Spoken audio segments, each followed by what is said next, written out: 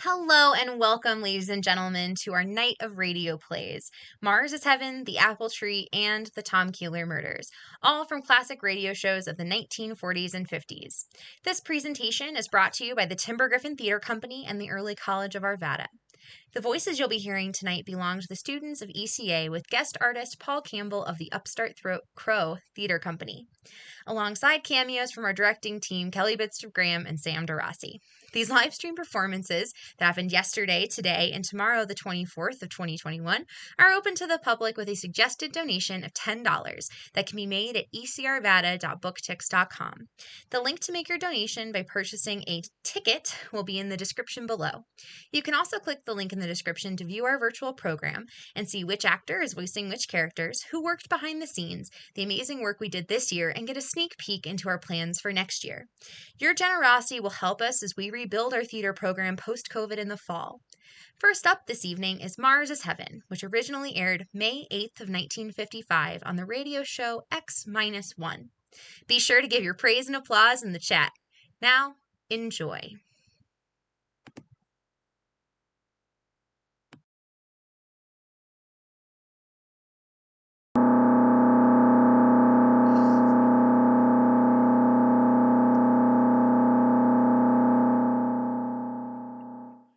Countdown for blastoff. X minus 5, minus 4, minus 3, minus 2, X minus 1, fire.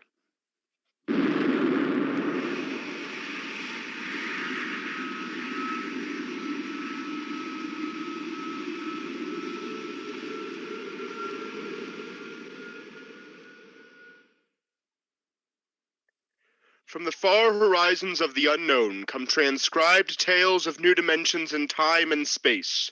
These are stories of the future, adventures in which you'll live in 1,000,000 years on 1,000 maybe worlds. The National Broadcasting Company presents X minus 1. Tonight's story, Mars is Heaven. When the first space rocket lands on Mars, what will we find? Only the ruins of a dead and deserted planet. Or will there be life? Intelligent life in some strange form that we can only imagine. Will we be welcomed with open arms, or will the Martians treat us as invaders? Only one thing is certain. Someday a giant metal ship will take off from Earth to travel through the black velocities, the silent gulfs of space, to descend at last into the darkness of the upper Martian atmosphere. And on that day, man will finally know the answers. The day we first land on Mars.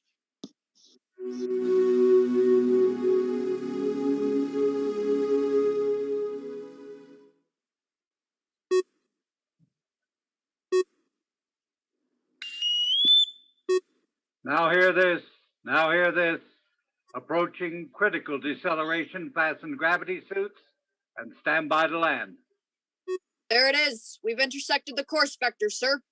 All right, Mr. Lustig. Over to manual control. Aye, sir. Masters, sound general quarters. Aye, sir.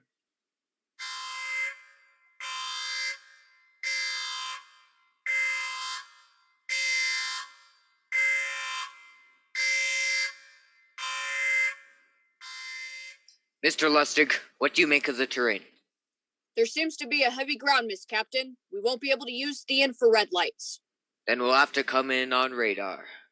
Isn't that a little risky, sir? Landing in the dark. I'd rather run the danger of a blind landing, Lieutenant, than come in without the cover of darkness. Remember, we don't know what kind of reception is waiting for us down there. Airspeed 500, altitude now 4,000. Bridge to engine room. Stand by for deceleration. Fire forward tubes 1 and 3. Steady as she goes, Mr. Lustig. As she goes, sir.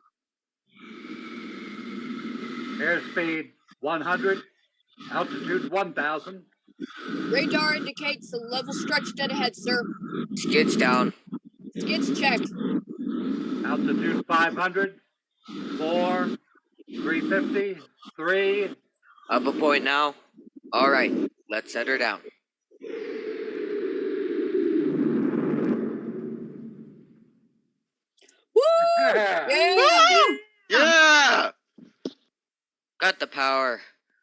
Masters, pipe battle stations. Aye, sir. All secure, sir.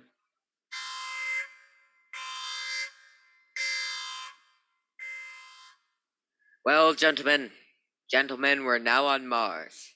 April 20th, 1987. 4:33 Greenwich time. Enter that in the log, Masters. Aye, sir. Well, gentlemen, it's less than 2 hours till dawn. As soon as it's light, we'll send out a landing party. Masters, give me an all-over hookup.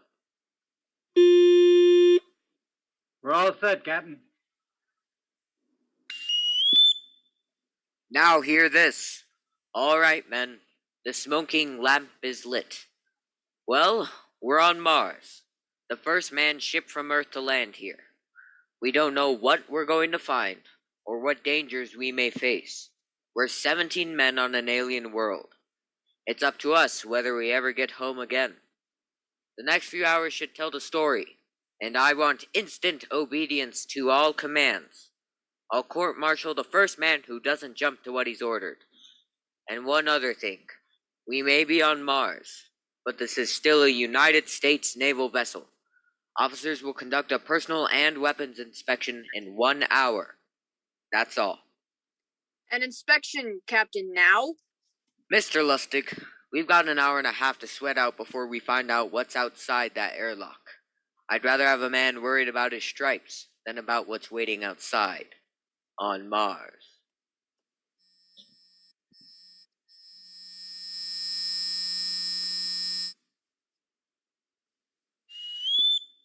Now hear this. Landing party, report to forward airlock. Captain Black, Lieutenant Kingston, Lieutenant Lustig, Dr. Horst. Report immediately to forward airlock. It's now landing time -5. Well, they're paging us. You ready, Dr. Horst? Yes, Mr. Lustig. As ready as I'll ever be. Come on, let's get in the lock. Kingston, Lustig, and Mr. Horst reporting in the airlock. Very well, sir. Captain will join you.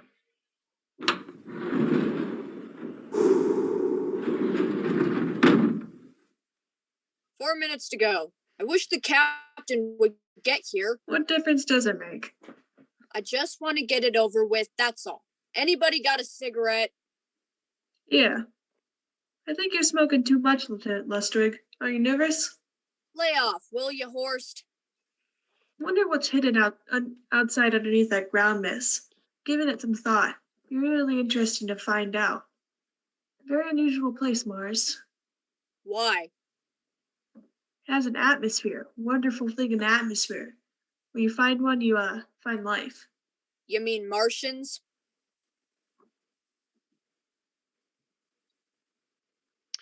What do you think they'll look like? Who knows? Intelligent life can take many forms. You mean they have green skin and eyes on stalks or something? The comic book conception is possible, of course. Or they've developed far beyond us. Perhaps they have a science that can produce weapons far more dangerous than our atomic missiles. You think we may have to fight our way out? After all, we are invaders. Now hear this. Landing time -2. All right, we heard this. You know what I'd like to find out inside that airlock? Good old Illinois. You ever been there, Lustig? Only Chicago. You ought to see my hometown. Green lawns, big white houses. Sounds like my hometown. My grandmother used to have one of those iron deer on the lawn. Every Halloween, we painted another color. One time, we painted it black and white like a Holstein cow. Where does your family live, Dr. Horst? I have no family. When I was a child, they were gassed to death in Dachau concentration camp. Tough. No, it has its advantages. I have no ties to Earth, nothing to lose now. I imagine I'm the only one on board who's free to enjoy our present peculiar position.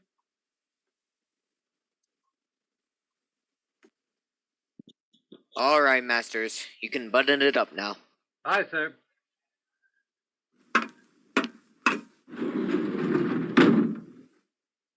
Well, gentlemen, check your sidearms. In 1 minute, we'll be the first men to set foot on Mars. Quite an honor, eh? As long as the medals are not awarded posthumously. Still uneasy, Dr. Horst? Captain Black. I've been uneasy ever since I can remember, on Earth and on Mars. Well, 30 seconds. Give me the intercom phone, Lustig. Yes, sir. Masters, Aye, sir. battle stations are to be manned until we return. If not back in 2 hours, I want no rescue party sent out. Blast off and save the ship. You understand? Aye, sir. All right. 5 seconds. 4, 3, 2, 1. Lustig, open the outer airlock. Aye, sir.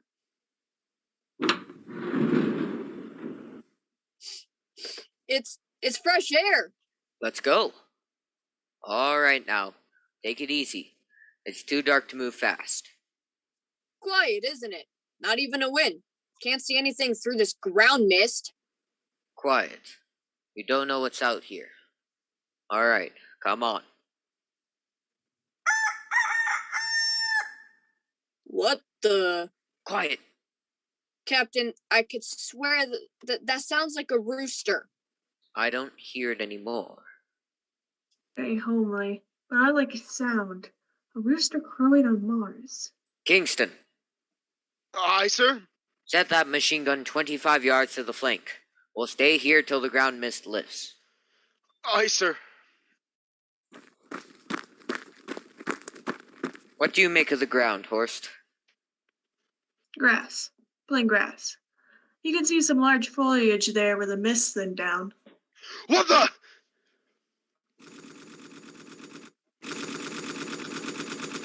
Kingston, hold your fire, you fool. I hit it, Captain. What? Some kind of wild animal. I hit it. I can see the traces, but it's still standing. Come on, Horst. Doctor, where are you? Up ahead, admiring the wild animal. Careful, Horst. Wait for us. Don't worry, Captain. It's an iron deer, lawn ornament. Well, that's impossible.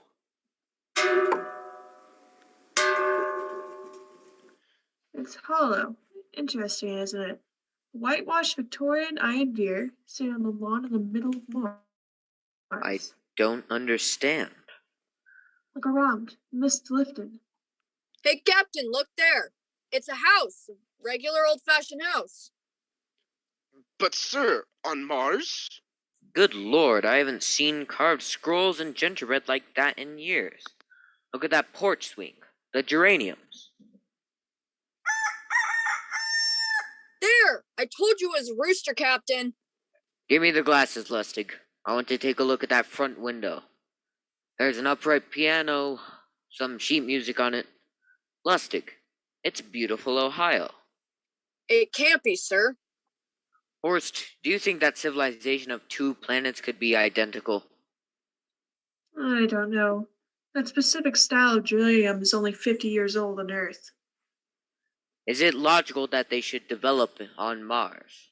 How about that porch swing, and that piano, and beautiful Ohio? Why, it's impossible.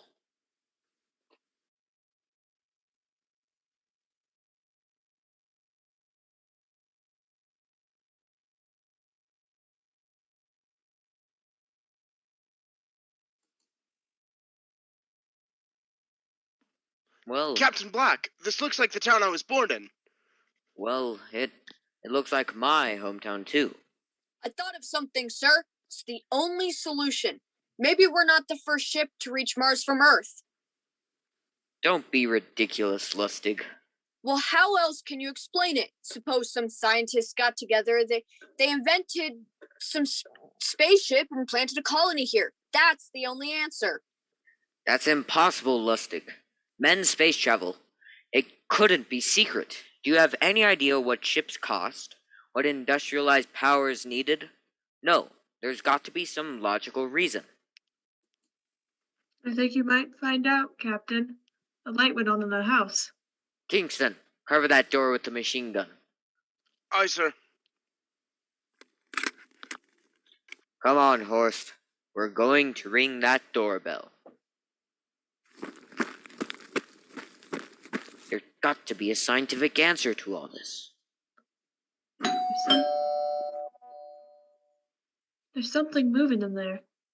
Stand back, Horst. Give me a clear shot. You sure a bullet can stop a Martian? Steady now. Can I help you? Well, If you're selling anything, it's much too early. No, wait just a minute. What town is this? What do you mean? Are you census takers? No, we're strangers here. We want to know how this town got here. Is this a game? No, it's not a game. We're from Earth. From where? From Earth. Do you mean out of the ground? Are you sure you're feeling well?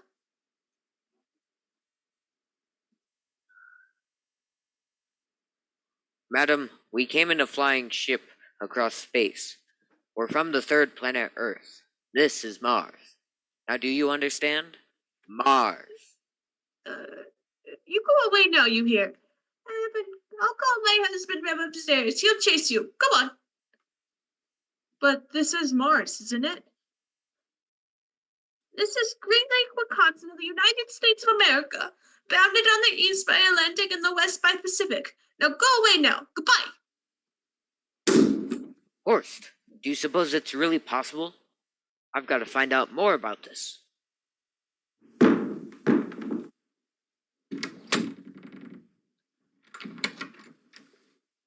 I told you. I'll call my husband. Now go away. You've got to tell me one thing first. What year is this? Year? 1928, of course. For goodness sake. You hear that, Horst? And we know it's 1987. And we know this is Mars. Horst, is it possible that we got fouled up, made some tremendous blunder, and circled around and landed back on Earth? In 1928? Well, maybe some switch in time or dimension. Could we have shifted somehow? Gone backward in time? Oh, Horst, this won't hold water. It's not logical.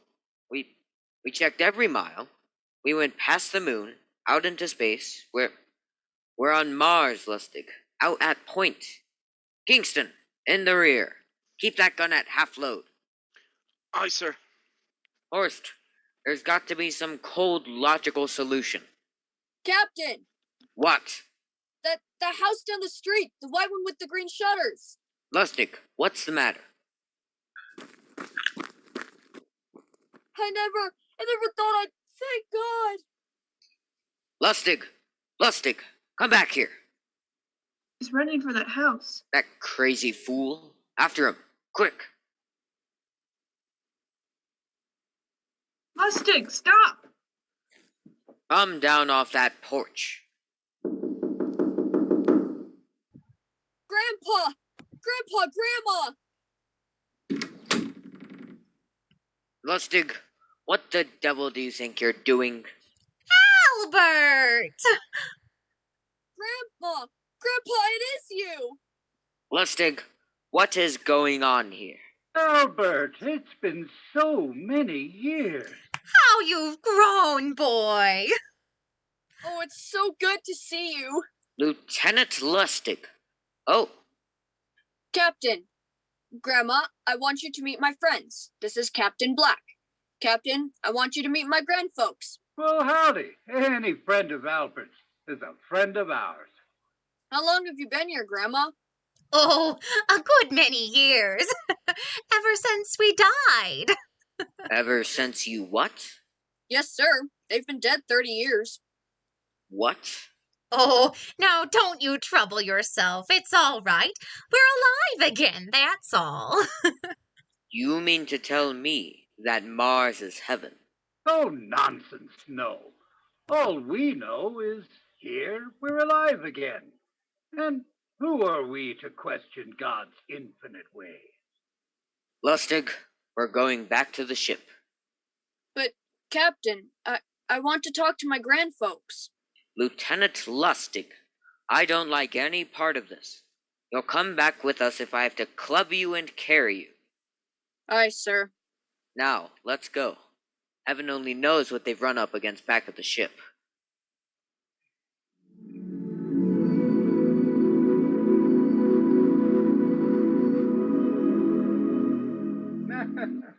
Yeah.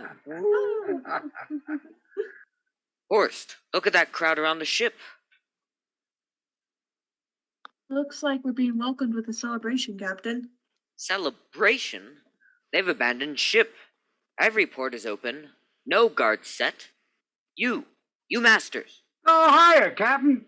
Meet my old dad. Dad, that's Captain Black. He's not a bad guy for an officer. Kingston, What, sir? bring that band back.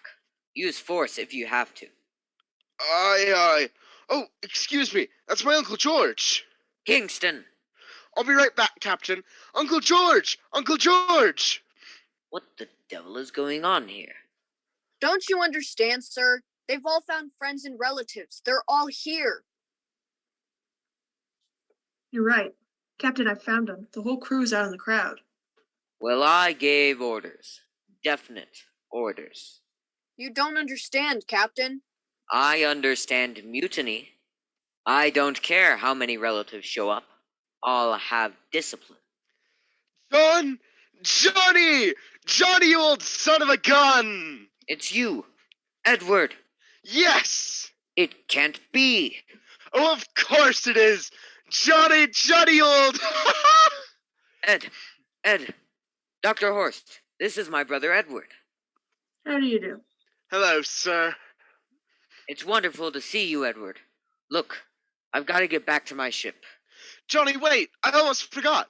Mom's waiting at home. Mom? Yeah, and Dad, too. Mom and Dad are alive? Then you're real, Ed?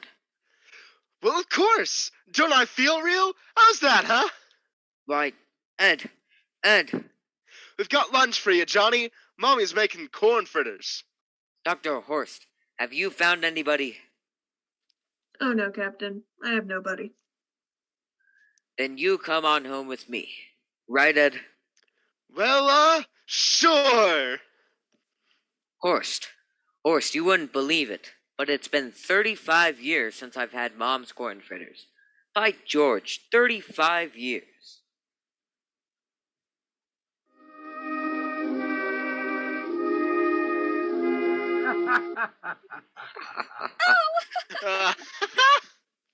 And there's plenty more in the kitchen, so don't hold back, Johnny. You too, Dr. Horst. Well, Johnny, you're still in the Navy, huh? That's right, Dad. I'm in command of the ship. Oh, we're a whole Navy family, Dr. Horst. All three of our boys in the service. Ed was the best pilot in Pacific, till... What did happen, Ed? What's the difference? I'm here now. Yeah, but... You know, it's almost perfect. All we're missing is your brother Will. Then the whole family could be together. That won't be long, Mom. Will's in charge of the XR-54, the next rocket coming out to Mars. Well, little Will. What is he leave, Johnny? Well, the takeoff's scheduled for September. Uh-huh. But it depends on what we report. Oh, yeah. Oh, yeah? There's no question about that now, huh? No. Christmas together again. That'll be something. Oh, it sure will. Yes, sirree. Well, it calls for a celebration. How about a little of the old dandelion wine, eh, Johnny? Father, now don't you go giving Johnny too much wine.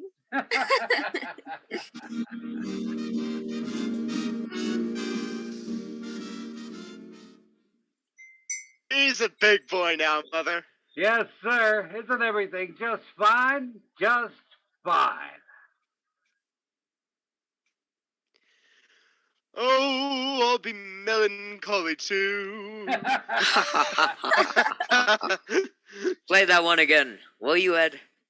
Oh, sure.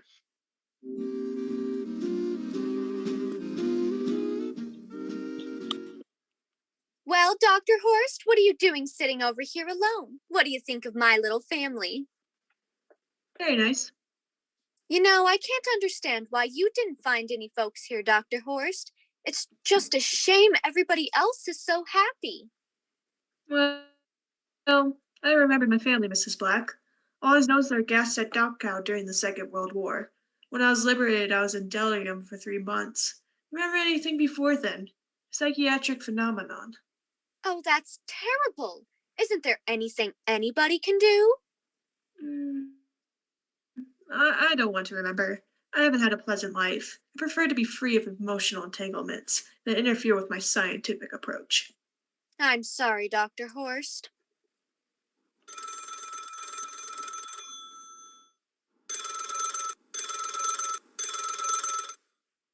What? Oh, I'll get it. That's our ring. Long and 3 shorts. I remember that. Well, maybe we better call it a night. You must be getting tired, Johnny. I better be going back to the ship. Now, you understand us. You're staying the night. We insist. I just couldn't rest thinking of you all alone on that ship. I'll be all right. Well, good night. Oh, wait a minute. Dr. Horst. That phone message was for you. Me? Yes, that's right. A message from Anna. Anna? I don't. Well, she must be an old friend. Isn't that nice? I don't. You sure it's for me? I don't remember any Anna. Well, she asked if you were better. Perhaps she's someone who knew you at Dachau. Anna? She said she's coming over here first thing in the morning, so you have to stay over. Yes, but. Well, that settles it. You stay here, Horst. You can bunk with me in my old room. Oh, yeah, but Johnny, we thought you'd like to be with Edward. So you could talk the way you used to. Well, we can't put Dr. Horst on the daybed. I think we'd better share the room tonight. Be plenty of time for talking, Anna. Yes, I guess so. I suppose I better drop back to the ship. You know, Ed, security check. But why do you have to do that here? I don't know, Mom. There's no good reason, I guess. Suppose we skip it tonight. Well, good night, everyone. Oh, it's good to have you home, Johnny. It's good to be home, Mom.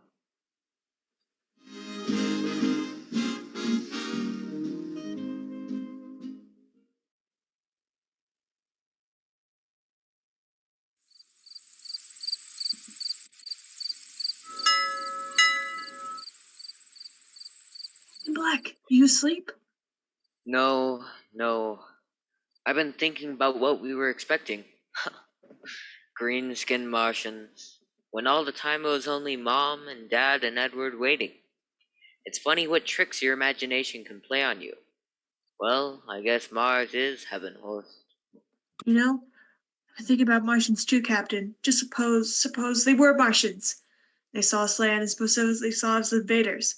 What would be the best weapon they could use against our atomic bombs, huh? I don't see what you're getting at. They'd want to disarm us first, huh? To wipe all suspicion, make us feel at home. Suppose this house isn't real. Suppose we people are just mimiches, stolen from our memories by Martians, created for us by telepathically hypnotism. Huh.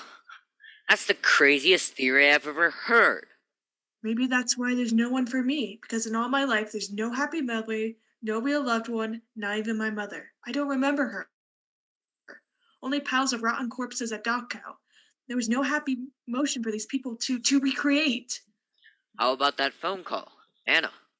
Yes, Anna. I remember who she was, but I do now. I just remembered. When I was free from Dachau, sick, delirious, I raved about a wonderful, kind nurse named Anna who took care of me. Well, there you are. It's logical she's coming to see you tomorrow. But there was no Anna. I've been nursed by a man. What? Anna was only a dream.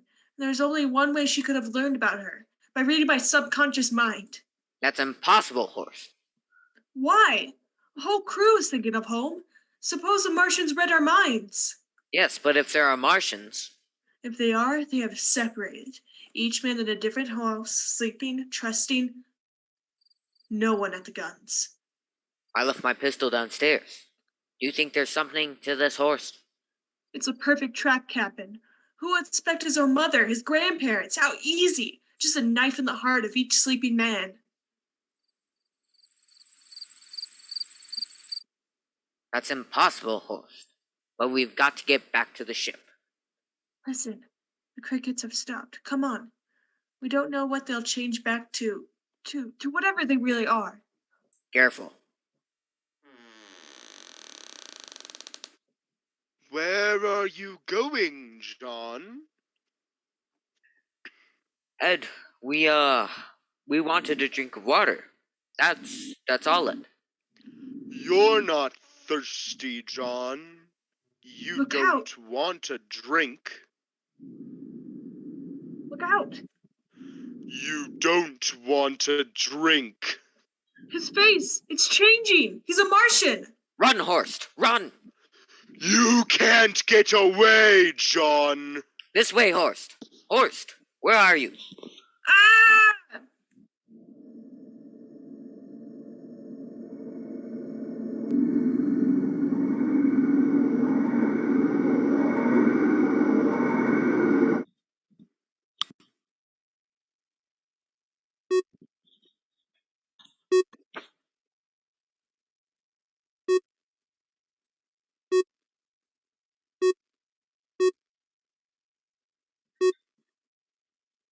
Hello?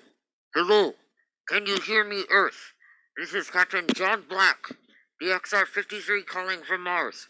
I've locked myself in the ship, but they've crippled it. I can't take off or fire the guns, and they're coming for me now. The Martians. I'm all alone here. All the rest are dead. Kingston, Lustig, Dr. Horst. Poor Horst. He didn't even reach the door. Listen. They're trying to break through the hall. Edward and Mom and Dad and all the folks. But they're changing now. They're melting and changing back into... They're Martians. Can you understand? They're Martians, not men. They made us think that Mars was heaven, and we fell into the trap. Can you hear me, Earth? You've got to stop the next rocket. Listen, tell my brother Will not to come. They'll trap him too. They'll kill them all. Hello. Can you hear me, Earth? This is John Black on Mars. Hello, Earth. This is John Black on Mars. Hello, Earth. Hello, Earth.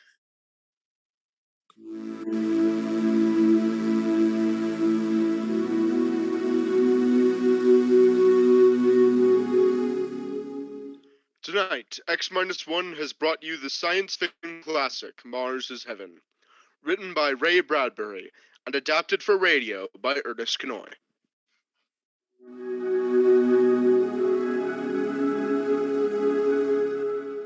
X-1.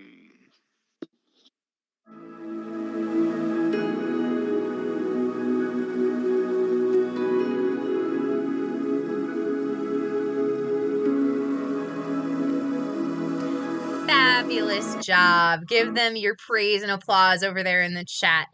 All of these radio scripts are almost identical to how they aired at the time. Sponsors and some transitions have changed, but we've kept the ads and the original introductions to really bring back the nostalgia of this time. Don't forget that your donations help us to rebuild our music and theater programs post-COVID. The suggested donation for this performance is $10, but any amount is welcome. Purchase your donation ticket at ecrvada.booktix.com.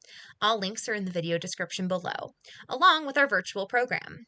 Next up, we have a touching play called The Apple Tree, which originally aired September 6th, 1946 by the Mercury Theater.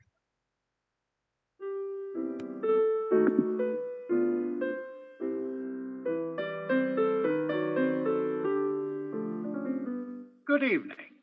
This is Orson Welles, your producer of a special series of broadcasts presented by the makers of A&W Root Beer, the Mercury Summer Theater of the Air.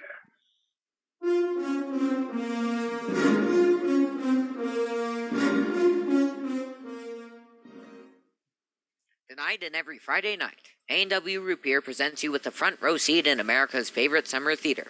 So while America's famous producer, writer, director Orson Welles entertains you, pour yourself a tall, frosted glass of A&W Root Beer and enjoy at the same time great entertainment in this truly great theater. And now, Mr. Wells. Tonight, the Mercury Theater brings you one of the loveliest of all love stories.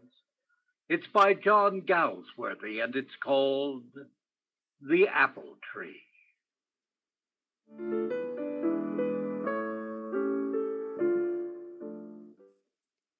It was Stella's and my silver wedding anniversary. We'd motored to Torquay, where we first met, to celebrate. Stella had suggested that we take a lunch and drive out on the moor. It'd be so lovely there, Frank, and quite warm in the sun. I can do some sketching while you read.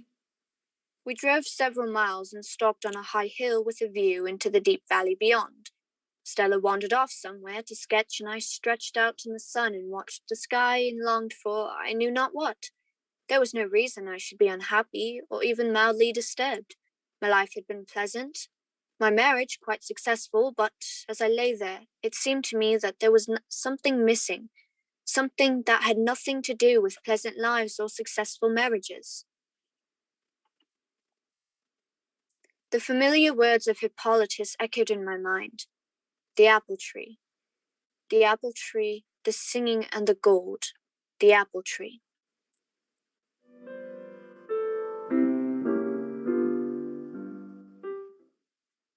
And then, quite suddenly, I remembered. I'd been here before, years before. I'd stood on this self-same hill. I knew the valley into which I looked, that ribbon of road and the old well behind.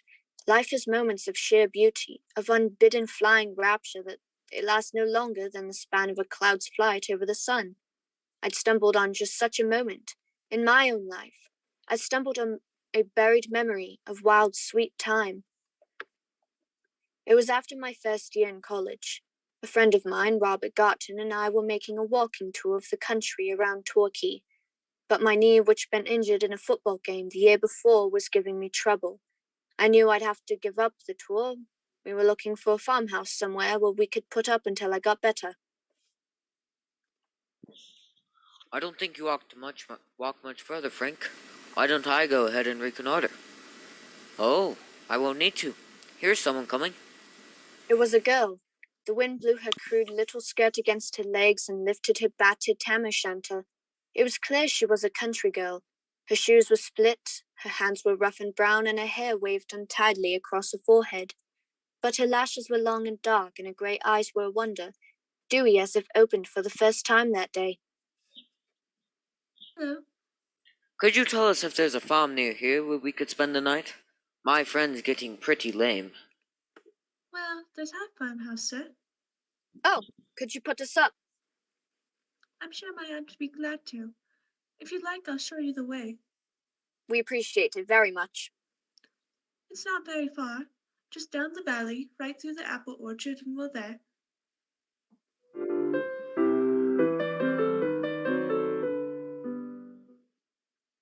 Just through a narrow wood, we came on the farm. A long, low, stone-built house with casement windows in a farmyard where pigs and fowls and an old mare were straying about, and in front an orchard of apple trees, just breaking into flower. A woman stood by the door, watching as we approached. This is Mrs. Narcombe, my aunt. We met your niece on the road. She said she thought you might put us up. I can, if you don't mind one room. Megan, get the spare room ready and a bowl of cream. The gentleman will be wanting tea, I expect. Thank you, Mrs. Narcombe. By the way, we haven't been introduced. Sir? This is Robert Garton. I'm Frank Ashurst. How do you do, sir?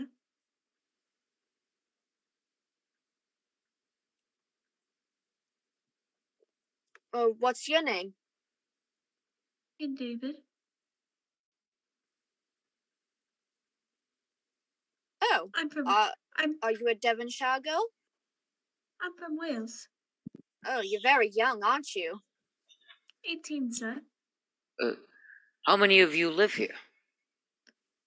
Oh, that's my aunt, the two nephews, the boys you saw come in. Nick and Rick, they're called, and there's old Jim, our hired man.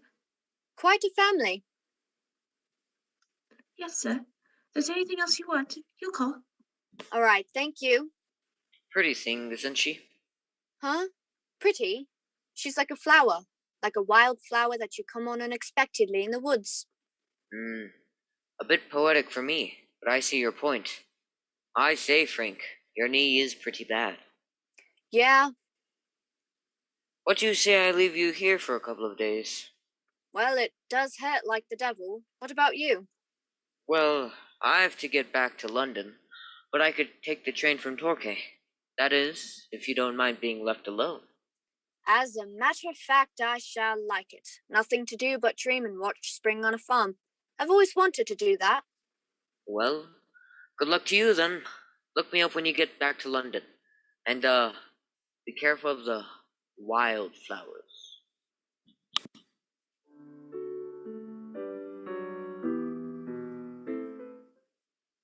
It was good to be left alone. I think they were glad to have me. Megan and Aunt worried about my lameness as if I'd been one of the family.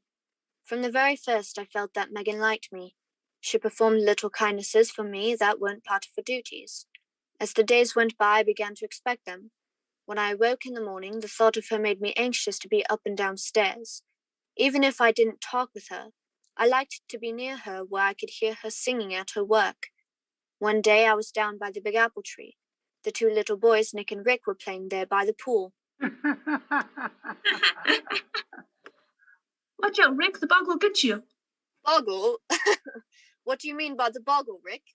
Oh, the bogle. He sits on the stone there by the apple tree. Oh, and what does he look like? Oh, I don't know. I've never seen him. Megan's afraid of him. Oh? But she's not afraid of you. She prays for you. How do you know that, you little rascal? Oh, I heard her. She said, she was down by the end of the, she was praying at the end of the day, and she said, God bless us all, and Mr. Ashes too. You're a little ruffian to tell what you hear when you're not meant to hear it. You see, Rick, I told you not to tell him. Nick, Rick, come here, both of you. Here they are, Megan. I've been looking for you all over for the last... Go in the house at once. Auntie wants you. Now go on with you. Nick told him about the bogle. Go on now. No more nonsense out of you. Children are silly sometimes. Oh, I don't think so. They're often more sensible than grown-ups. Tell me, Megan, what's this boggle they're talking about? He brings bad things. There's a boggles in the rock. They're men who lived long ago. They're ones that come here and sits on that rock. I shall come down one night and sit on the rock then and have a talk with him. Oh, please don't. Something will happen to you. Well, does it matter if anything happened to me, Megan? Would it disturb you a lot? Well, I dare say I shan't see him because I suppose I shall be off pretty soon. Oh, no. Would you like me to stay? Yes, very much. Well, then I will stay. And tonight, Megan, I'm going to say a prayer for you. You're laughing at me, laughing at all of us. That's not true, Megan. Really, that's not true. Oh, Wait, Megan, your hair, it's caught in the apple blossoms. Don't move, Megan, don't move. You're beautiful with those clusters of pink blossoms and your dark hair. Megan. Oh. You're so very, very sweet, Megan. You're too. Megan, come here tonight. The big apple tree. After they've gone to bed. Megan, promise. I promise.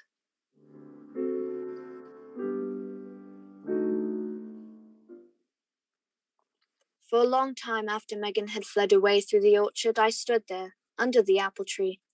This was the beginning of what? She was so lovely, so unutterably lovely and untouched. I felt somehow as if I'd beheld a miracle and had transformed me. I walked on toward the wild meadow. Jim, the hired man, was out there. Good evening to you, Mr. Ashurst. Good evening, Jim. 'Tis brave weather for the grass. They tell me you've seen the boggle. Have you seen it too? Is that right? Well, put in my mind is to see it there this evening. Little at 4. Ask Megan. If she was there, she seen him. Yes, she's sensitive. She feels everything. She's very loving-hearted. Loving-hearted? Aye. Yes, that was it. What was I to do about this girl who loved me so and whom I loved? I walked for a long time. In the orchard, I broke off a spray from a crabapple tree. The buds were like Megan, shell-like, rose-pink, wild and fresh, and the opening flowers, white and wild and touching.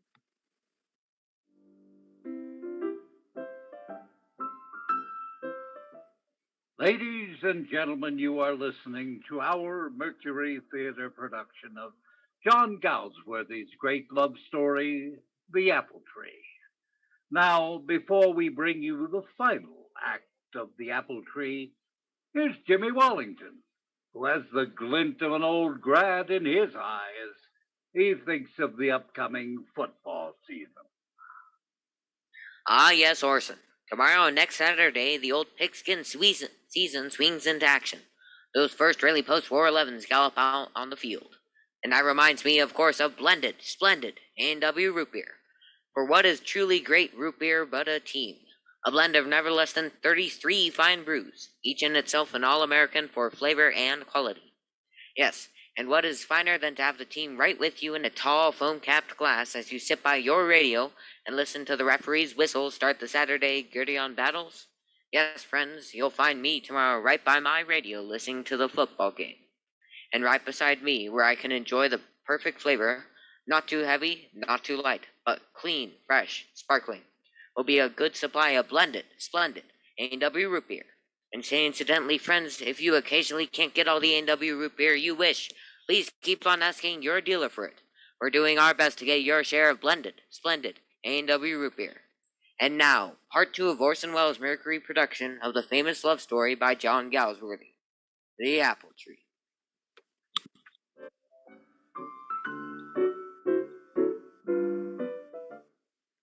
She kept her promise. Megan met me under the apple tree that night. She came straight toward me and into my arms, and our lips sought each other, and we stood there together for a long time in the moonlight. Megan, why did you come? Sir, you asked me to. Megan, darling, don't call me sir. What should I be calling you? Frank. Oh, I couldn't. But you love me, don't you?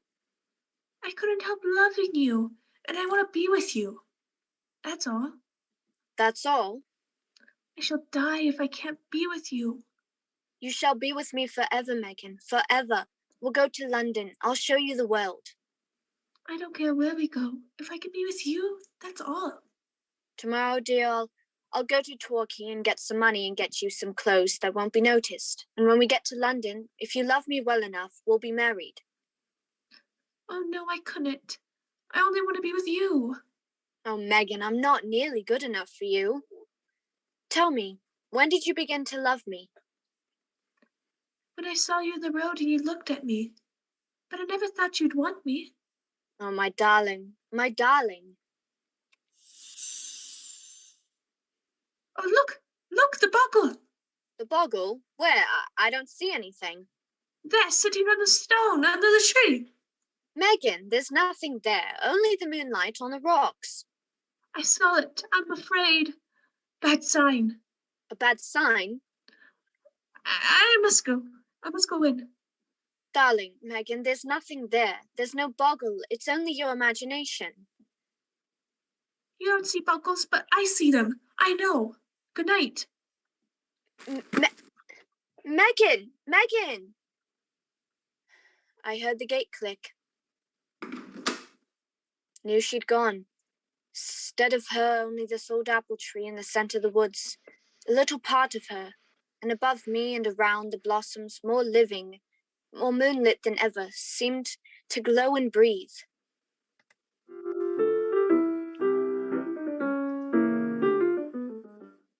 The next morning I left early and went to Torquay. I wanted to get some money and I had to cash a check, but I found that without credentials, I'd have to wait till they wired the London bank for verification. While I waited for the answer, I shopped for a dress for Megan. Here's something, sir. It's very smart. The more I looked at those modish gowns, the less they seemed suited to Megan. It was incredible that Megan, my Megan, could ever be dressed in anything except the rough tweed skirt and battered tam o' shanter I'd always seen her wear. Couldn't make up my mind, and yet she couldn't wear her old clothes in London. They wouldn't suit her either. Couldn't make up my mind. I walked the streets of Torquay, confused and undecided.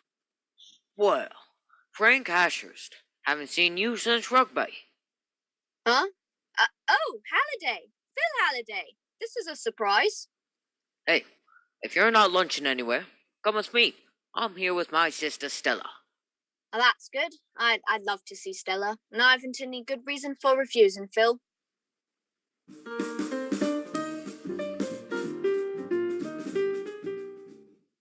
Oh, great Scott, I've completely forgotten the time.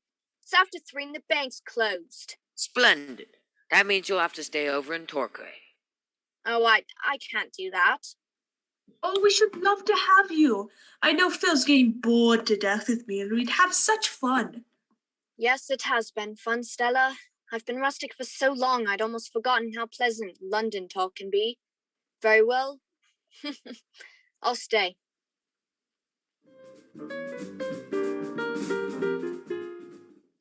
I sent a wire to Mrs. Narcombe. I hoped that Megan would understand. Just this one day away from her wouldn't matter. This was the life that I'd always known. Gay, cheerful, normal people. Just a few more hours of their life before I left it altogether didn't seem wrong. Stella was a pretty thing. Curious, the calm way she looked at me, as if she understood everything and never questioned too deeply.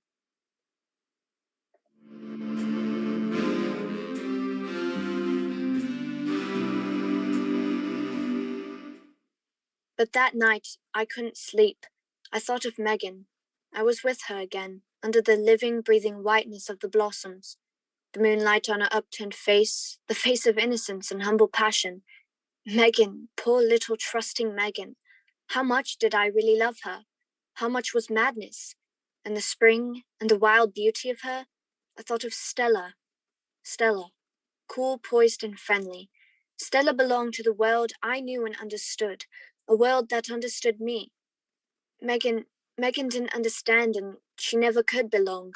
She loved me, but was that enough for either of us? I didn't know what to do.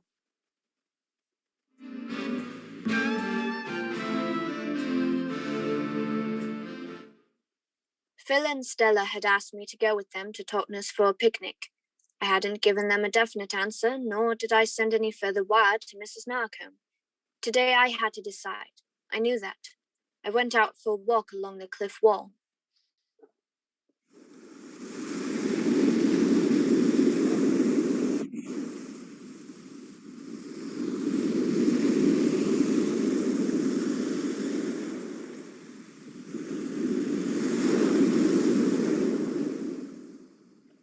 There was a high sea running. There weren't many people out. I'd walked a mile or so, I guess, before I saw her. There she was, Megan, in her old skirt and jacket and tam o' shanter. She was looking for me. I knew that at once. She'd look up into the faces of the passers-by, wavering, lost-looking, and somehow pitiful. I followed her a long way. Once she stopped and leaned against the sea wall. I wanted her again. I wanted her kisses, her abandonment, all her quick, warm, pagan emotion, and the wonderful feeling that night under the moonlit apple tree. Yet I couldn't move toward her. I couldn't let her know I was there. For suddenly I realized that to go back to the farm and love Megan out in the woods, among the rocks, with everything around wild and fitting, that was what I wanted. And that was impossible. But to transplant her to the town, to keep her in some little flat, and when the wild ecstasy wore off, to find her commonplace, unable to fit into my world, and no longer able to go back to her own, that was worse. Far worse. I took another long last look at that pathetic, wistful figure, staring out over the sea. Goodbye, Megan. Goodbye, my darling. Goodbye.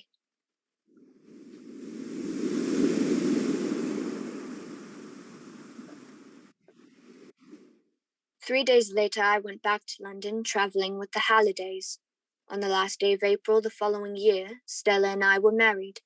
All this I remembered as I sat there on the hill in the warm sun, and as I remembered an ache for lost youth, a hankering and a sense of wasted love and sweetness gripped me. And the sun no longer warm, I got up and walked a ways down the road. There was a man standing by what I saw was a grave. An old man he was, and the grave was by the crossroads. There was a moorstone to the west, and on it, someone had thrown a blackthorn spray and a handful of bluebells. Afternoon to you, sir.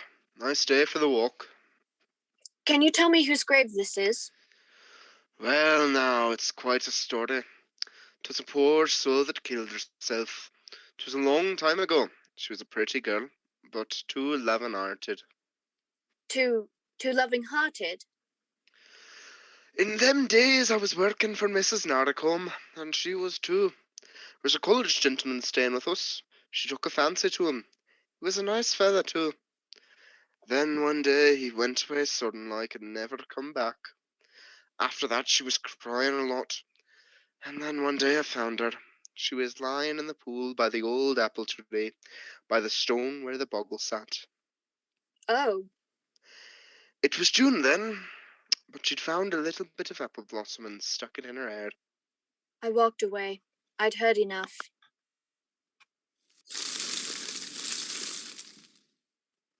On the top of the hill, I lay down and buried my face in my hands. Megan's face brushed close. Megan, with a sprig of apple blossoms in her dark, wet hair.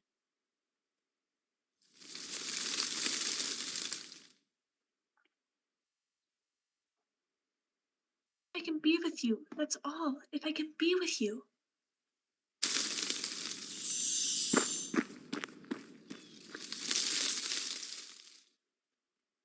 Oh, there you are, Frank. Look at my sketch. It's pretty, don't you think? Oh, yes, it's very pretty. Still, there's something wanting, isn't there? Yes, there was something wanting. The apple tree, the singing, and the gold.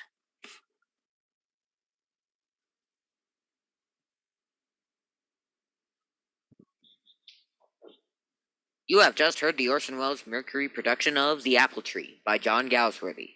Before we go, a word from Mr. Wells. Ladies and gentlemen, because we have a couple of minutes before it's time to say goodnight, I'd like to read you a poem. It's by Charles Lutwidge Dodgson, whom you may know better as Lewis Carroll. It's a great favorite of mine. It's called Jabberwocky. 'Twas brillig, and the slithy toves did gyre and gimble in the wabe. All mimsy were the borogoves, and the momerats outgrabe. Beware the jabberwock, my son, the jaws that bite, the claws that catch. Beware the jubjub bird, and shun the thrumrious bandersnatch. He took his vorpal sword in hand, long time the manxome foe he thought, then rested he by the tum-tum tree, and stood a while in thought. And as in uffish thought he stood, the jabberwock with eyes of flame came whiffling through the tulgey wood, and burbled as it came, 1, 2, 1, 2, and through the vorpal blade went knicker-snack. He left it dead, and with its head he went galumphing back. And hast thou slain the jabberwock? Come to my arms, my beamish boy. O frabjous day, callooh, calais, he chortled in his joy. 'Twas brillig, and the slithy toves did gyre and gimble in the wabe. All mimsy were the borogoves, and the momerap outgrabe. And now it's time to say good night. Till next week we remain, as always, obediently yours. Thank you, Orson. Now, let me again remind you to be patient with your dealer, when occasionally these days he's unable to supply you with all the A&W root beer you'd like. He's doing his best, you could be sure of that. Yes, and there's something else you could be sure of. Every single bottle of A&W root beer you do get will, as always, be the happy blending of never less than 33 fine brews. Yes, every foaming, frosty glass you enjoy will, as always, have the famous A&W root beer flavor. Not too heavy, not too light, but fresh, clean, sparkling, with the real root beer taste coming through the way you like it. So keep asking for blended, splendid A&W root beer.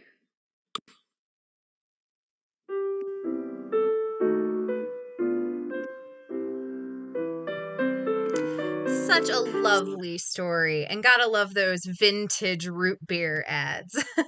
We have reached our final radio play of the evening, The Tom Keeler Murders, from the Broadway's My Beat radio show. It originally aired August 22nd, 1951. Don't forget to give these amazing performers some love in the chat and check out our virtual program and make your donation to support the arts. All links are in the description below. Be sure if you've enjoyed what you've enjoyed, if you have enjoyed tonight's performance, that you share with your friends that we've got one more stream tomorrow evening. Now enjoy The Tom Keeler Murders.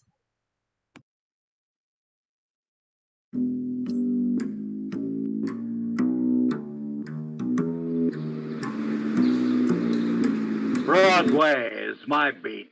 From Times Square to Columbus Circle, the gaudiest, the most violent, the most lonesome mile in the world.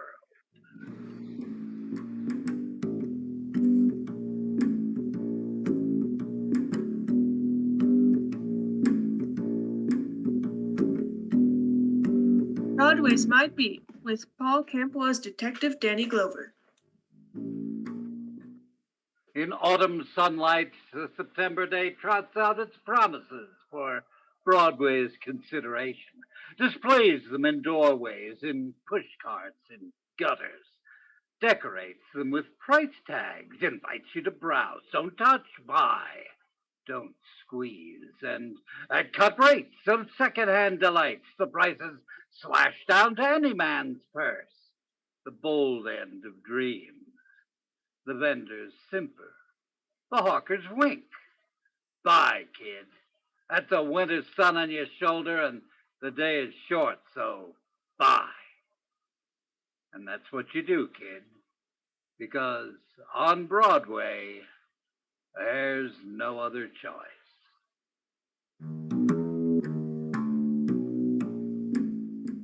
And at police headquarters, the September's day has arranged its wares of violence on your desk, stacked as to category, degree, grade, because the day is still fresh. You put off the reaching for them, the touching of them, but it screams close to your ear.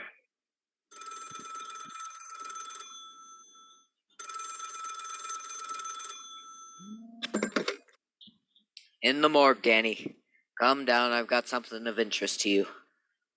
You walk the corridor to the room of the dead, through the swinging doors into a place without season, where all nights and all days are of equal length, where temperature is constant, where the wind is conditioned before it's let flow over death. Walk up to the man who waits for you. A nervous twitch, Danny, to juggle things in my right hand. Maybe I'll be remembered for it. Now, what do we got here, Dr. Fine? The man lying there. They found him in the bed last night. Murdered. These that murdered him. 2 bullets. Look. Yeah, a 22 and a 32. Wouldn't you say so, Doctor? That I wouldn't know. What is known is only one of these was needed to kill him. Either one. The man was wanted dead twice, Danny. He was killed twice. 2 bullets, different size, twice dead. You know who he was? When they brought him to me last night, there was a tag on him. A name, Tom Keeler. An address, the Nixon Hotel. Nothing else. No other word to the living about why such things has to happen. You're sure, Doctor? Yeah. You're sure that Each wound was a mortar wound, Danny. Each wound could... Yeah, I'm sure. You want these, huh? Yeah. Take 'em. And that's the way my day began. And the ingredients of it were a medical examiner, a murdered man, and 2 bullets. In a room of no value except to the dead, except to those whose business is with death. Consider that briefly and then push it away. Leave. Go. Get out. And hurry. And in the corridor, find what you're looking for.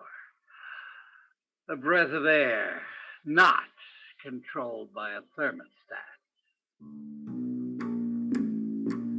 And a walk down the hall, turn over the 2 bullets to technical, then outside in the squad car, ride to West 35th Street, then to the Nixon Hotel.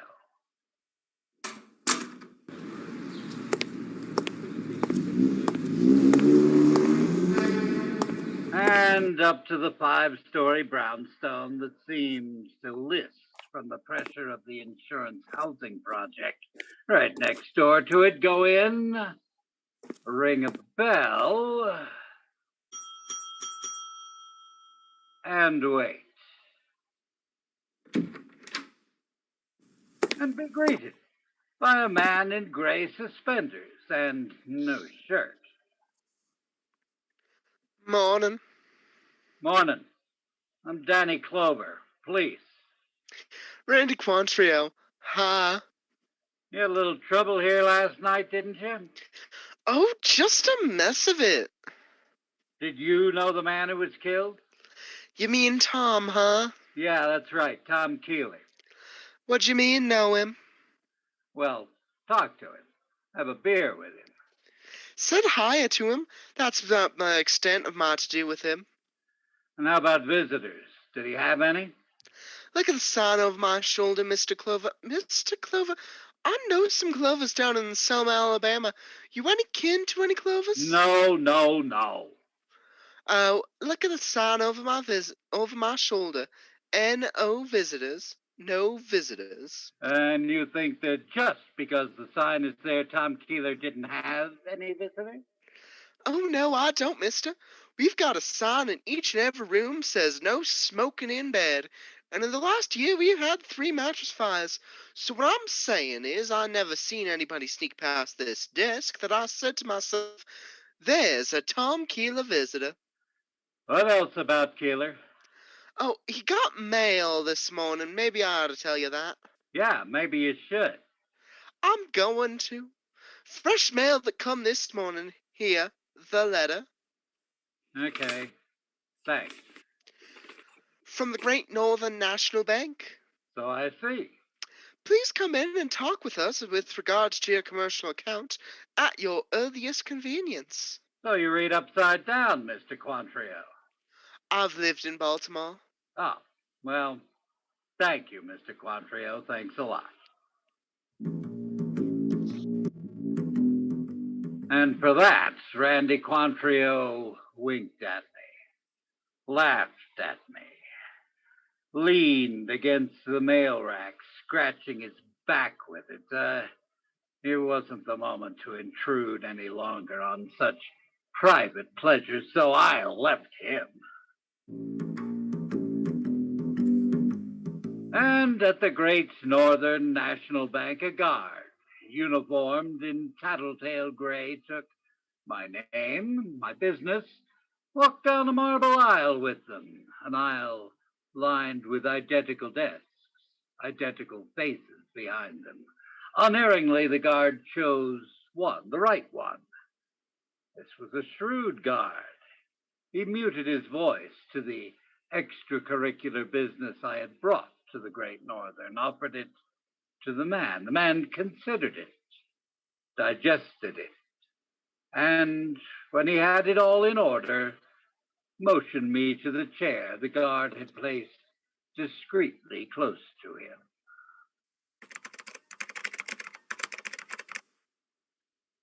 How can we help you, Mr. Clover? A man named Tom Keeler had a checking account here. We're aware of it, therefore. Then you know that he was murdered last night in a cheap hotel. We're aware of many things, Mr. Clover.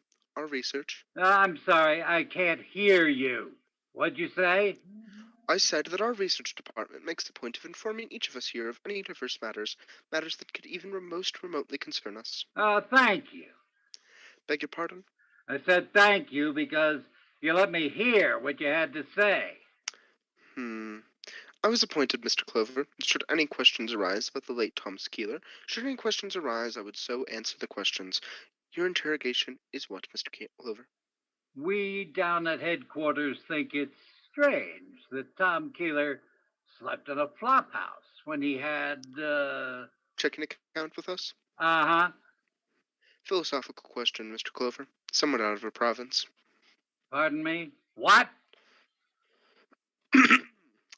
I say that all we know of Thomas Keeler is that we were asked to transfer $50 weekly to his account, which we have done religiously until...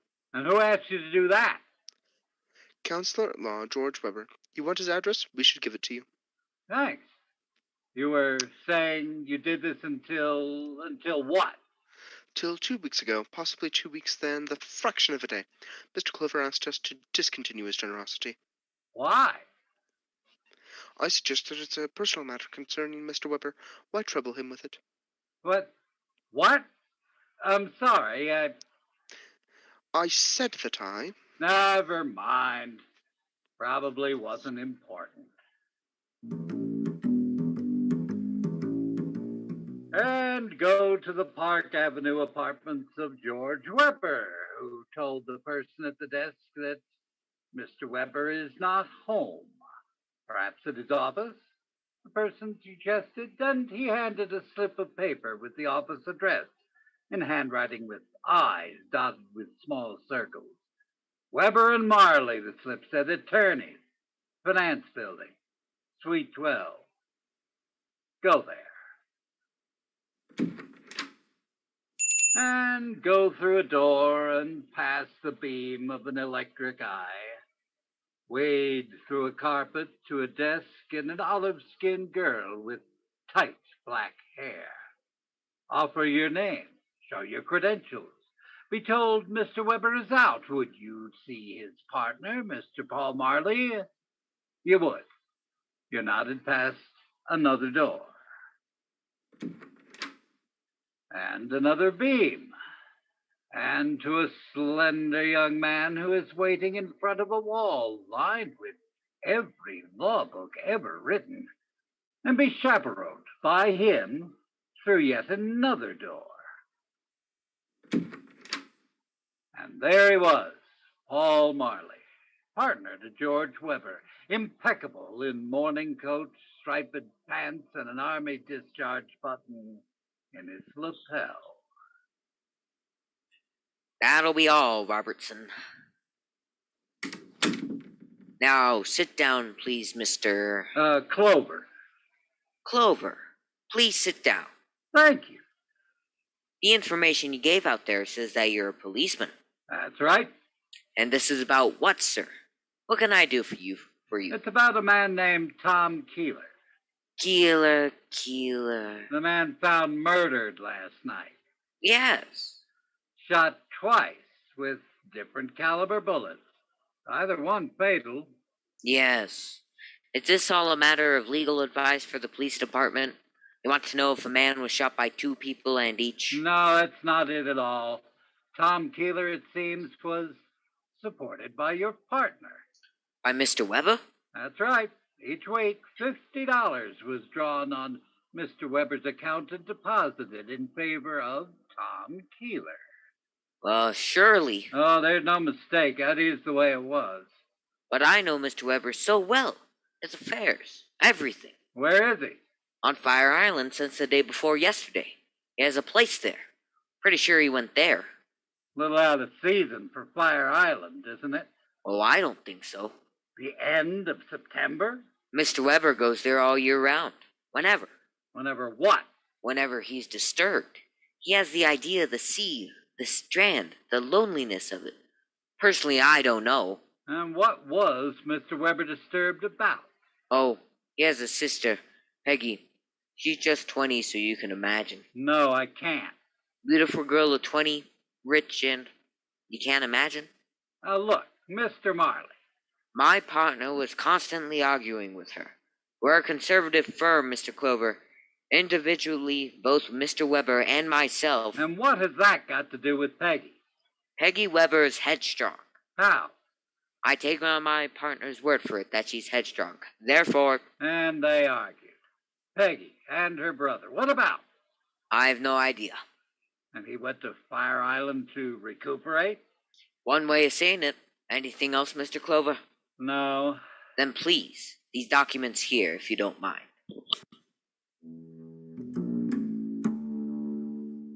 And get in touch with the authorities at Fire Island. Check on the whereabouts of Mr. George Weber. And wait. And an hour later, a phone call. Oh, Mr. Weber is not on Fire Island. Mr. Weber's place there is deserted. From the looks of it, it hasn't been inhabited in over a month, so come up with a conclusion. Mr. Weber is missing.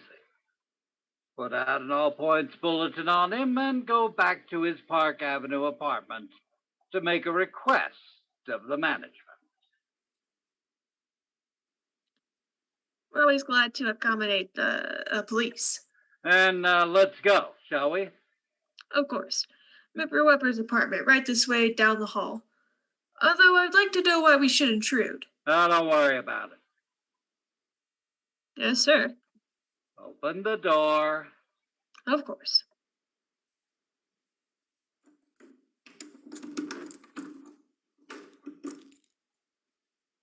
And here we are. Yeah, we are, aren't we? What? What did you say? What did you say, Mr. Clover? I didn't... Oh! It stopped both of us. The management and myself. It was a sight that only needed one glance, and the details were there forever. The free-shaped coffee table and the grotesquerie of the man spread beside it. A tracery of blood that stopped abruptly. Mr. Weber! That's Mr. Weber! The penknife, bone-handled and cheap in his heart. To be remembered. Details in the death of George Weber.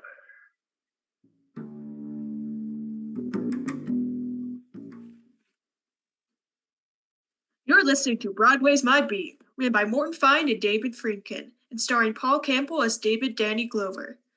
There'll be a slight pause as we think of an adjective to describe Mario Lanza. Sorry, guess there just isn't one adjective to describe a guy who sings just as well at the popular range as in the classics. But here's a suggestion on CBS Radio tomorrow night over these same station.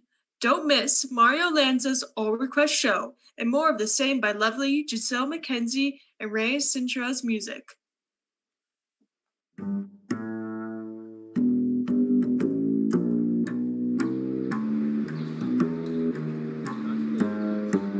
And when the night slips out of Broadway's fingers and the false dawn blurs the shadows, Broadway stands bewildered.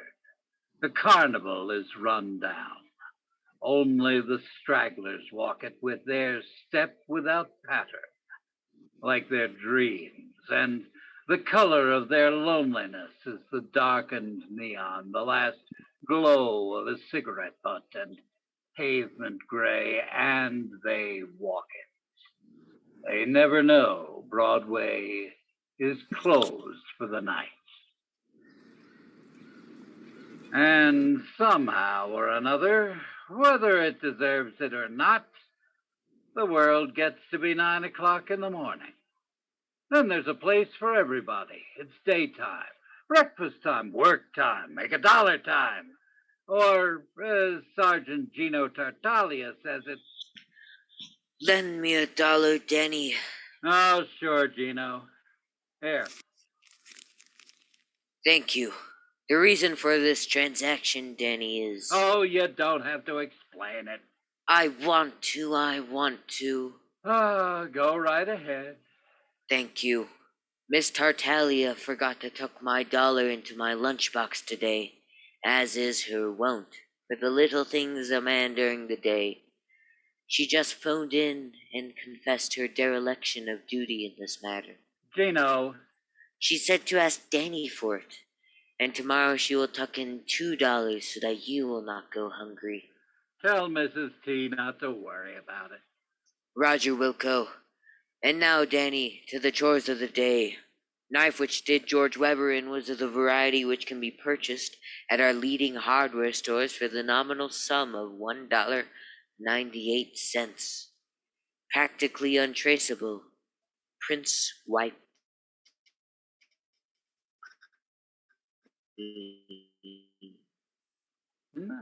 Well, that's about the sum and substance of the intelligence which has been shunted from the downstairs to the here, Danny. Yeah? As of now, however, a young lady is in the anteroom and wants to see Who you. is she? A Miss Peggy Weber, sister of the most latterly deceased. Get her. This way to see Danny Clover. Sit down, Miss Weber. That'll be all, Gino. I'm glad you came, Miss Weber. Your name's right here on my calendar to see today. I knew you'd want to question me about George. So how did you hear about his death? I was home. The late news on the radio. You see, I didn't live with my brother. We didn't get along. Oh? Gonna be a lot simpler with him gone. I'll wear a black dress like this one for a month. Call it a decent interview of morning. Well, it's not any concern of mine, Miss Weber, but... Oh, it's entirely of your concern, Mr. Clover. Your position demands that you locate people who would have motives for killing my brother. I would. So, did you kill him? A few of my friends and I got together some time ago. For kicks. We're going to try it together, you know. Just for kicks. Black magic. Well, I spent the first 10 days of my membership sticking pins in my brother's picture. And all that happened is he got a sty in his eye. Outside of that, I never harmed a hair on his head. So why all this hate, Miss Weber? Simple this. I loved the boy. I told George about him. George got red, then blue, red again, and then a lovely color I've never seen before. He found out who that boy was, ruined him. So who is the boy? Ralph Clay. Now runs a bowling alley on 3rd. Well, one thing more. Do you know a man named Tom Keeler? Not offhand. Why? Never mind. Leave your address with Sergeant Tartaglia, Miss Weber. And thank you very much.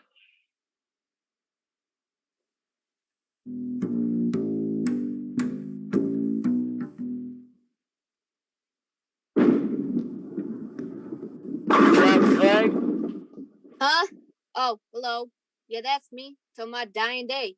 You walked in on an empty hall, mister. Feel real sorry about it. Oh, don't be. This way we can have a nice long talk. Shall we? Wait a minute. I want to take care of this thing coming up. Kingpin, 7-pin, challenge. What do you think? Go ahead. Watch me.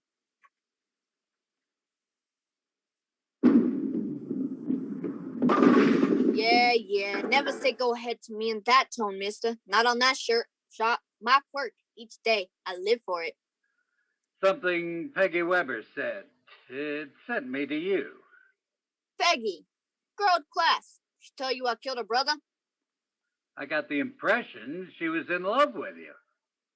Pity. The girl. She lives in ancient history. At a time where she loved and I looked back. But ancient history. Under the bridge. So Peggy did something to you. She had a brother. Now, did I read? It stopped me for a breath on the way to the sports page. So George Weber did something to you. Yeah. And I'm a man who likes to talk about it. My daily nourishment. Share it with me? Sure. Georgie Porgy Weber, Didn't like how his sister used to put her hand in mine, so he marked me loudly. How? Standing before you, Mr. Police, is a boy who once thought he was a lawyer. Cap in hand, he went to Georgie, his soon-to-be brother-in-law, and asked for a job. Keep it in the family. Georgie smiled, shook his head no, and with words and music, he told me he'd spoil me from any job I took from anyone he knew. Because you loved his sister? I was second in my class in law school. You want to invent other reasons? So why hate Peggy for it? Things like that run in the blood. I don't stick around till it comes out in Peggy and slaps me in the head. And that gives you a motive for having killed Weber. Ain't that a lucky one? And Tom Keeler. What'd you have for him? Keeler? Yeah, a man who got killed in a flea bag. A man Weber supported until... why is he called Uncle? Peggy calls him Uncle because he was her confessor, her hero. Everything that ain't Peggy, she brought to good old Uncle Tom. And not to a brother? Who goes to a man like that except to kill him? I give you something to ponder, Mr. Police? Yeah, you did. I'm glad. Makes me want to live through another day. And watch the bitter boy make his strike.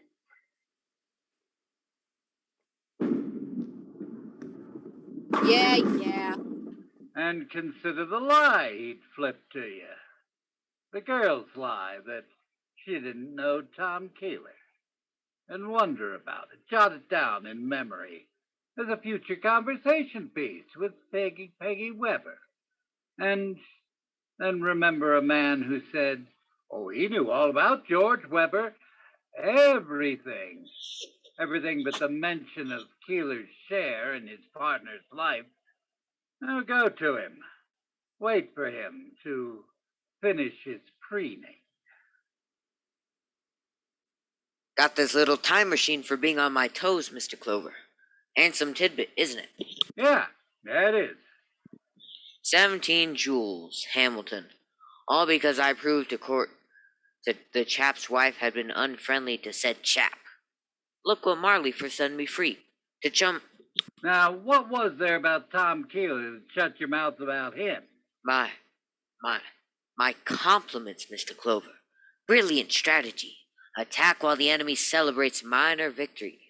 In tactics class at Fort Meade, You told me about Weber. Personal things. About him. His sister. Why not about Tom Keeler? It pained me. For George's sake, my deceased partner's sake. It pained me. You'll show me where it hurts. You think you'll be able to understand? Don't answer. It doesn't matter. Keeler was a derelict, a bum, a hungry shadow in George's closet. That's why George opened that account for him, to keep him from coming here to beg. George and I had a large investment here. The presence of Keeler. At my assistance, my counsel, it made quite a row the other day between Tom and George. I had to shoot people back to their desks. You killed George Weber? Attack. I admire your method, Mr. Clover. Secretaries, junior partners, all yours now. You kill Weber for that? The death of my partner was a great loss to me, Mr. Clover. A personal loss.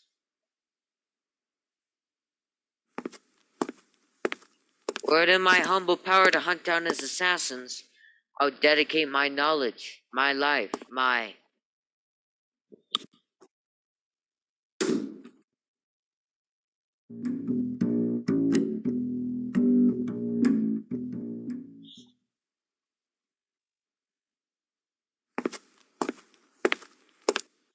Yes, Danny. Something I could do for you? I got a case. I want you to check it for me. Gladly. Get out the medical examiner's report on Tom Keeler.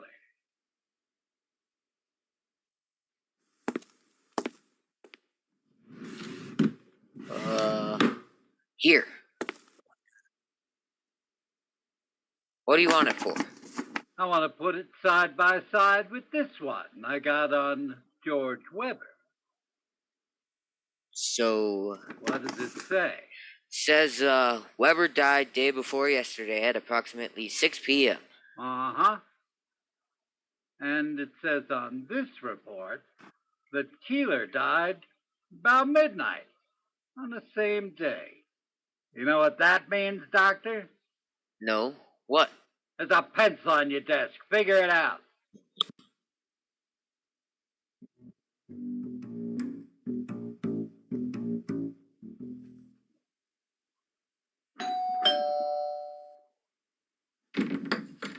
Well, Mr. Clover, use my address after all. Mind if I come in, Miss Weber? This evening you can go as far as calling me Peggy, but you can't come in. I'm afraid I'll have You'll have to force your way in? I could relish in that. Peggy, But friends visited me. Ralph Clay. You said the password. If you know that, you might as well come in. Ralph, come out, wherever you are. Say hello to Mr. Clover, Ralph. You want to ask Peggy questions? Yeah, you too. Goody goody. You lied to me too, Peggy. 'Cause I'm a liar. Give Ralph a lot of trouble that way, don't I, Ralph? Let's just listen to what the man has to say. Your lie about Keeler, Peggy, you said you didn't know who he was. I explained it to you. I'm a liar. I found out who killed your brother, Peggy. I said We heard you. And there were a lot of motives floating around, Peggy. Yours. Leave her alone. She didn't kill her brother. I did. Oh, cut it out, Ralph. Peggy. Ralph had nothing to do with it. I did it. What's the matter with you, Peggy? You're crazy. You're a liar. You lie. That's why you're saying you killed your brother. Ralph, please. Oh, neither one of you killed him. You thought Ralph did, Peggy, and Ralph... What are you trying to do to us, Clover? What are you doing, police methods, trying to get us to play against each other? Oh, take it easy, Ralph. Go on, take it easy, Ralph. Take it easy, Ralph. What are you trying to say? Talk. Tom Keeler killed Peggy's brother. What? Clover, so help me all. Oh, listen to me, both of you. Clover. Let him talk, Ralph. Keeler killed him because his source of income was cut off. A man like Keeler could kill. A desperate man who loved livelihood, a tramp, made a habit of living off of someone else's generosity. Oh, Ralph, it's all my fault. And you found your brother dead, didn't you, Peggy? Yes, and You thought Ralph did it. Yes, I thought... Ralph! It's gonna be all right, baby. And Peggy went to her Uncle Tom, like she always did when she was in trouble, and told him Ralph had killed her brother. And what did Tom Keeler say to you, Peggy? He said just not to worry. And then he got in touch with you, huh, Ralph? Yeah, he did. You know what he told me? Yeah, I think so. He told me Peggy killed her brother. He was the killer all the time, and I'm supposed to be a bright boy. So, he had each of you believing that the other had killed George Weber. How much money did he want from each of you to protect the other? Oh, what difference does it make? Doesn't matter anymore. Blackmail. That's why Tom Keeler's dead, too. Murdered. Yeah, you'll slap the cuffs on me for that one, Clover. My uncle said he wanted everything. I had to keep quiet about Ralph, so I went up to his hotel room when he was sleeping, and I shot him. No, Peggy, that's what I did. That's what you both did, to protect the other. You both shot Tom Keeler. Oh. Hey, Peggy. Stop it. Peggy. Oh, Peggy.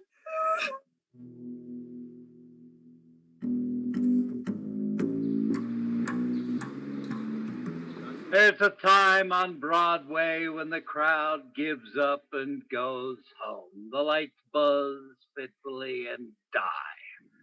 Then it's the streets of dim moonlight, dark whispers, and the wind of the autumn night, the wind that scatters everything, yesterday's headline, Yesterday's dream, yesterday's people.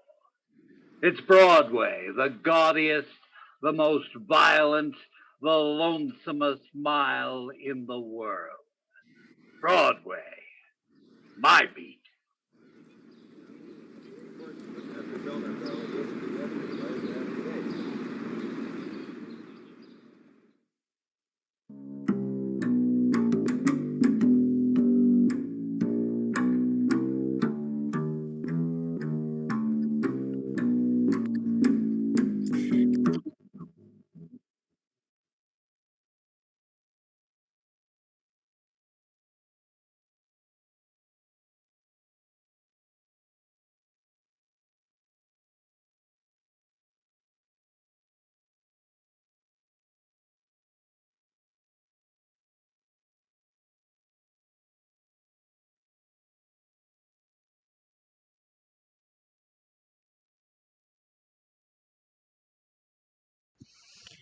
Thank you all so much for listening in tonight. Give these amazing humans another round of applause in the chat. Your donations are how we keep doing our work. Support this program by donating any amount via a donation ticket at ecrvada.booktix.com. All the links are available in the description below. And if you enjoyed what you were listening to tonight, please invite your friends and family and encourage them to come listen to our final stream tomorrow evening. Thank you again, ladies and gents, and have a wonderful night.